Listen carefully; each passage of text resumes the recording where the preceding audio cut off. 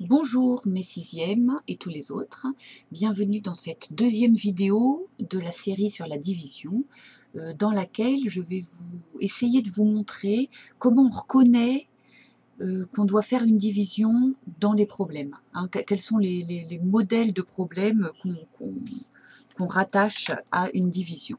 Donc évidemment vous savez déjà que la division c'est l'opération qui est adaptée aux situations de partage équitable. Mais vous allez voir que c'est pas si simple dans les problèmes de reconnaître qu'on est dans une telle situation.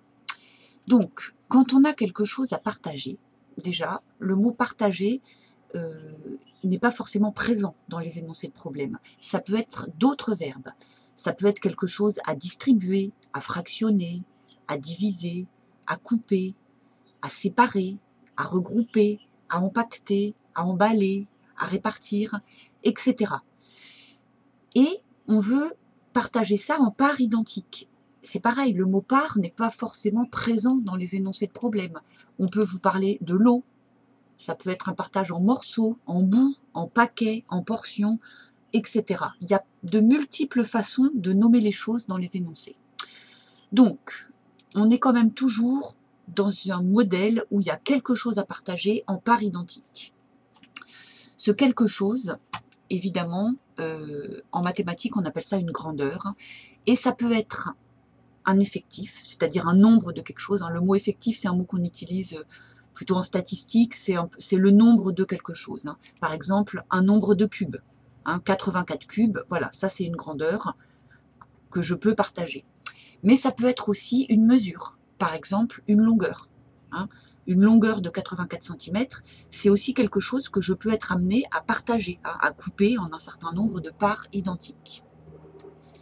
Et ces parts identiques qu'on fait, vous allez voir que ça nous amène à deux situations différentes dans les énoncés de problème.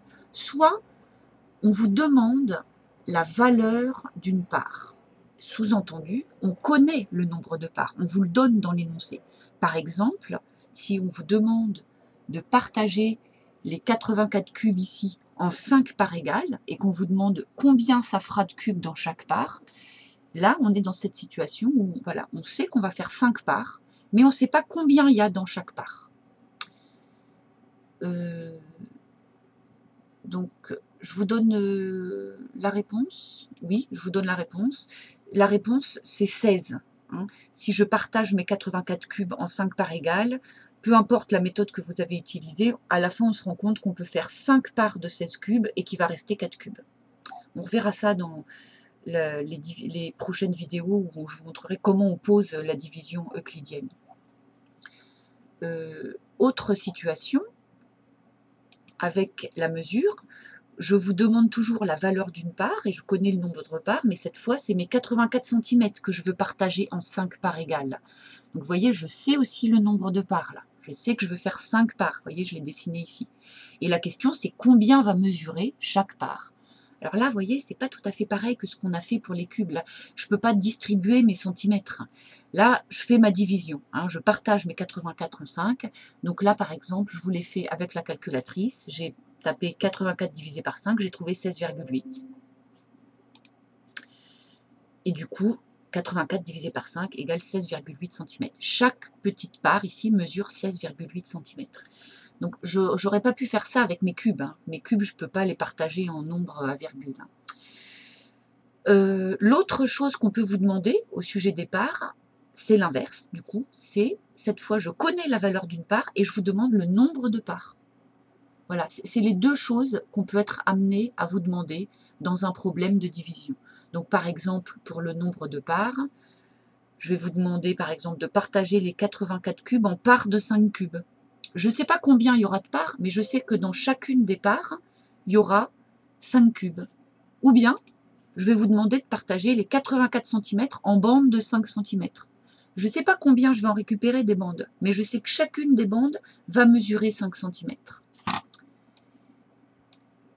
Donc, j'enlève tous les dessins. Pour schématiser tout ça, on peut faire ce schéma-là. C'est-à-dire que dans tous les cas, on a une grandeur à partager, que ce soit un nombre de quelque chose ou une mesure de quelque chose, une longueur, un volume, quelle que soit la grandeur à partager, et je la partage en un certain nombre de parts. Chacune des parts a la même valeur, hein. Valeur d'une part, valeur d'une part, valeur d'une part, vous voyez, tout ça c'est forcément le même nombre. Et j'ai un certain nombre de parts.